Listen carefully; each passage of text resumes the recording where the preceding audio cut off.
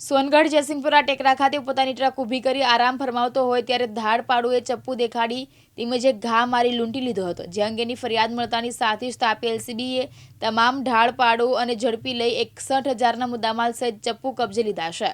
સોનગઢ હદ વિસ્તારમાંથી સુરત ધુલિયા હાઈવે ઉપર સોનગઢના જયસિંહપુરા ટેકરા ઉપર ટ્રક ચાલક આરામ ફરમાવતો હોય તે સમયે ચપ્પુની અણીએ 5 જેટલા ધાડપાડુએ ટ્રક ચાલકને ચાકુ બતાવી એકને ચપ્પુના ઘા મારી ₹15,000 પડાવી લઈ નાસી છૂટ્યા હતા। જે અંગેની ફરિયાદ મળતાની સાથે તાપી એલસીબી અને સોનગઢ પોલીસના સંયુક્ત ઉપક્રમે તાત્કાલિક તમામ રસ્તા ઉપર નાકાબંધી કરી હતી। ત્યારે એલસીબીને બાતમી મળી હતી કે ડોસવડાથી સરૈયા તરફ એક રિક્ષામાં અજાણ્યા લોકો બેસીને જઈ રહ્યા છે, ત્યારે રિક્ષાને ઝડપી લઈ સઘન પૂછપરછ કરતા અને તપાસ કરતા તેમની પાસેથી ચાકુ જેવા હથિયારો મળી આવતા તમામની અટકાયત કરી ગુનામાં વપરાયેલા રિક્ષા જેની કિંમત ₹30,000 અને રોકડ રકમ મળી કુલ 61,000ના મુદ્દામાલ સહિત હથિયાર કબજે લઈ આગળની કાયદેસરની કાર્યવાહી હાથ ધરી છે।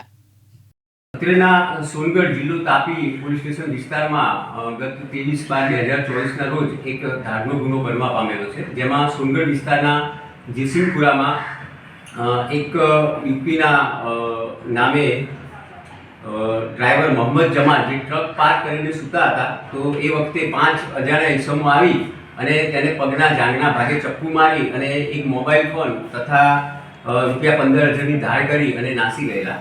આ જેને તાપી જિલ્લા એલસીબી અને પેરોલ ફ્લોની જુદી જુદી ટીમ બનાવી અને ગણતરીના સમયમાં જ બાતમીના આધારે તેઓને પકડી પાડેલ છે।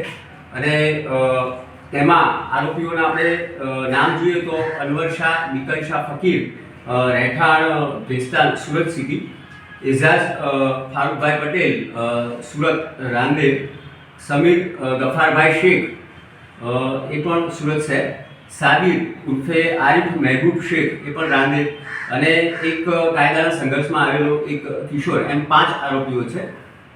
તેમાંથી મોબાઈલ ફોન અને ₹11,200 રિકવર કરવામાં આવેલા છે।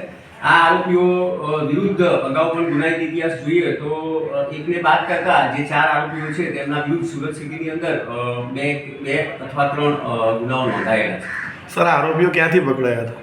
આ આરોપીઓ ડોસવાડા ગામના રસ્તેથી સરૈયા ગામ તરફ જતા હતા અને એ વખતે રિક્ષામાં પકડાઈ ગયેલા છે।